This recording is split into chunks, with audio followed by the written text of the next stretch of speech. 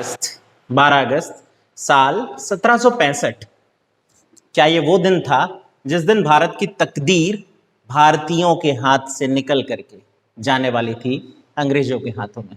और ऐसा हुआ इसी तिथि को, 12 अगस्त साल 65। क्या हुआ था इस तिथि को? इस तिथि को हुई थी एक संधि। संधि का नाम था इलाहाबाद की संधि। वैसे तो इलाहाबाद में दो संधियां महत्वपूर्ण हैं, और ये दो संधियां इलाहाबाद की पहली संधि और इलाहाबाद की दूसरी संधि। पर हम इस संधि तक पहुंचते कैसे हैं, पहले वो सफर जानते हैं। सफर की शुरुआत होती है बंगाल के इतिहास से। बंगाल में आप सब जानते हैं नवाबों का शासन था, और एक नवाब हुआ करते थे, नवाब सिराजुद्दौला। नवाब सिराजुद्दौला और अंग्रेजों के बीच आपस में नहीं बनती थी, और इसका परिणाम हम एक युद्ध के रूप में देखते हैं, युद्ध प्लासी का युद्ध। साल 1757 नवाब सिराजुद्दौला को उनके अपने सेनापति, उनके अपने दामाद मीर जाफर धोखा देते हैं। सिराजुद्दौला युद्ध हारते हैं, उनकी हत्या की जाती है और मीर जाफर को नवाब बना दिया जाता है। मीर जाफर कुछ दिन तक तो नवाब बने रहते हैं, और फिर अंग्रेज वही चाल चलते हैं मीर जाफर के साथ भी। मीर जाफर के खिलाफ मीर कासिम को थोड़ा बढ़ाया जाता है, चढ़ाया जाता है, और बना दिया जाता है बंगाल का नया नवाब। पर यह नया नवाब जानकार था कि अंग्रेज उससे क्या चाहते हैं, और उसने इस चीज को समझते हुए अंग्रेजों से दूरी बनानी शुरू की। अपनी राजधानी शिफ्ट किया, मुंगेर ले गया। वहां उसने एक नया तोपखाना भी बनाया। अंग्रेजों को इस बात की भनक लग गई थी, और नतीजा मीर कासिम और अंग्रेज अब आमने सामने होने वाले थे। मीर कासिम ने युद्ध की स्थिति को देखते हुए मदद मांगी दिल्ली के उस समय के बादशाह शाह आलम द्वितीय से, मदद मांगी अवध के नवाब शुजाउद्दौला से। और इस तरह एक टीम बनी, एक टीम जिसमें SMS, आप चाहे तो ये शॉर्ट फॉर्म याद कर सकते हैं, जिसमें है शुजाउद्दौला, मीर कासिम और शाह आलम द्वितीय, SMS।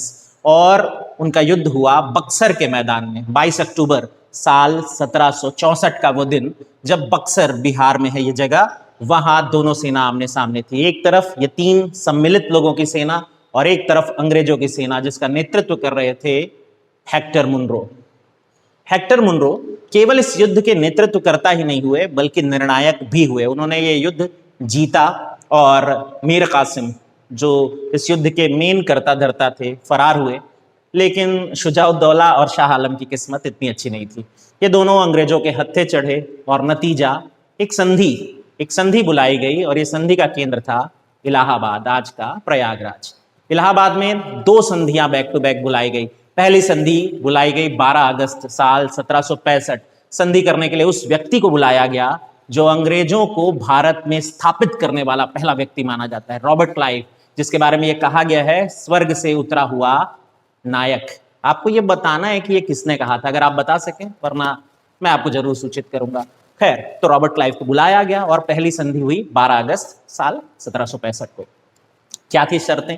शर्त यह थी कि मुगल बादशाह, जो अब तक भारत के बादशाह कहे जा रहे थे, अब वो केवल अंग्रेजों के पेंशनर बन करके जिएंगे। पेंशन भी महज कितनी, 26 लाख, बस इतनी ही पेंशन के साथ उन्हें भारत की बादशाहत से बेदखल कर दिया गया।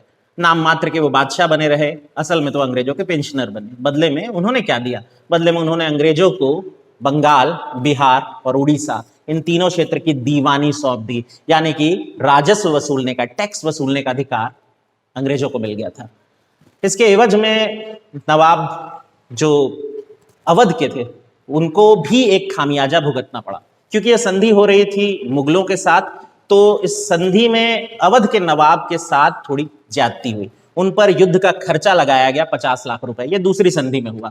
50 लाख रुपए ये खर्चा जब वो पूरा कर पाने में असमर्थ थे, तो उनसे चुनारगढ़ का किला छीन लिया गया। उन्हीं से कड़ा मानिकपुर का किला छीन करके मुगल बादशाह को भी गिफ्ट कर दिया अंग्रेजों ने। और इस तरह शाह आलम द्वितीय वो पहले मुगल बादशाह हुए जिन्होंने भारत का पूरा शासन, या यूं कहिए कि भारत के सबसे महत्वपूर्ण हिस्से का शासन अंग्रेजों को सौंप दिया था। दीवानी का अधिकार सौंप दिया गया था अंग्रेजों को, और अब अंग्रेज ये तय कर चुके थे कि भारत के भविष्य पे, भारत के भाग्य पर उनका अधिकार होने वाला है। तो ये संधि 12 अगस्त साल 1765 एग्जाम के नजरिए से बहुत इंपॉर्टेंट है, तो ये संधि आप जरूर याद रखें, इलाहाबाद की पहली संधि। दूसरी संधि किससे हुई थी? तो दूसरी संधि हुई शुजाउद्दौला, जो कि अवध के नवाब हैं, अवध के साथ क्या हुआ वो एक अलग किस्सा रहा। अवध एक बफर स्टेट बन के जिया, पर हमें इस तिथि से ये याद रखना है कि यही वो तिथि थी जिस दिन भारत का जो शासन है वो अंग्रेजों के हाथों में जाने लगा था। तो ये कहानी थी आज की। मेरा नाम शेखर है, मैं नॉलेज हब संचालित करता हूँ। ध्यान से सुनने के लिए आप सबका बहुत बहुत धन्यवाद। Thank you.